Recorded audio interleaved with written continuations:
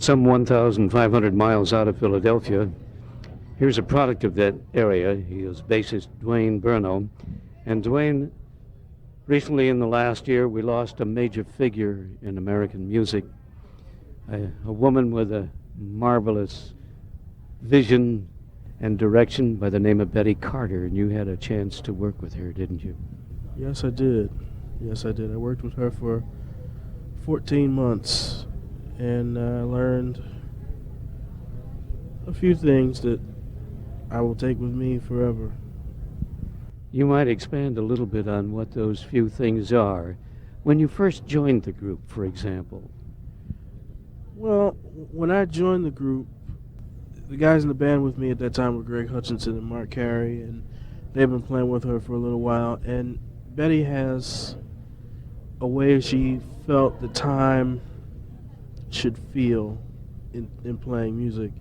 And she laid out her philosophy to me in the first little bit of time that I spent with her, and I guess I started to see over time that she was right.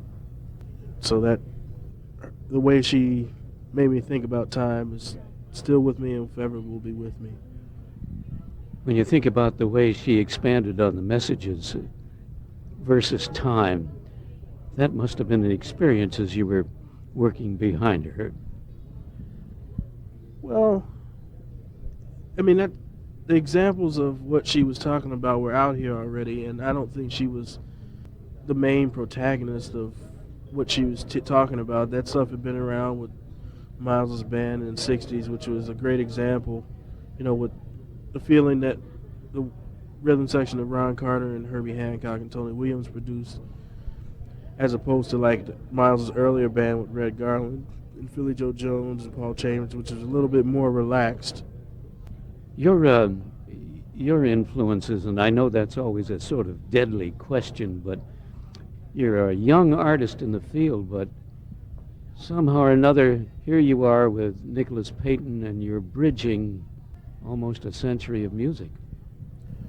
Well, the guys who are my influences have bridged the gaps from swing to bebop, like Ray Brown, or earlier, like Milt Hinton.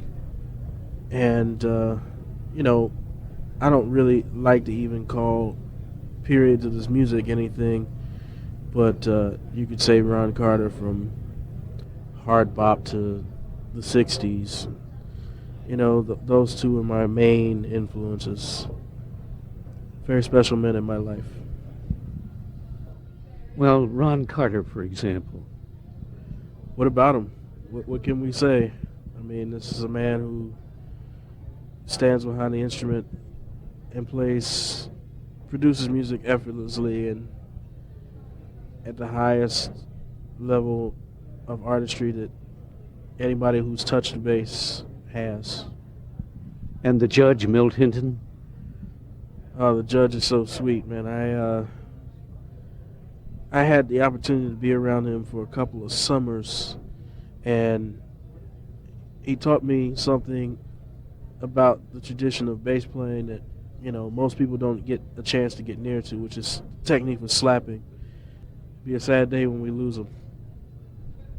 Off stage here at the Dakota Bar and Grill in the mid-continent here, I'm talking with Dwayne Burno, who is one of the new lights in the bass area, and there is something that is nagging here at me, and when you think of Milt Hinton, you're in the territory where Oscar Pettiford grew up. Oscar Pettiford, oh man, it's a genius. I mean, I had the experience of being turned on to him in a much more deeper fashion. One day I was hanging out with Kenny Washington, who played me a recording of Oscar playing Stardust, and I had never heard it, and it blew my mind, and I had to find out about all things Oscar. It's incredible. Dwayne Burno, thanks for taking time between sets here at the Dakota Bar and Grill. The very best to you in your career. Thank you, Leigh. Thank you, Minnesota.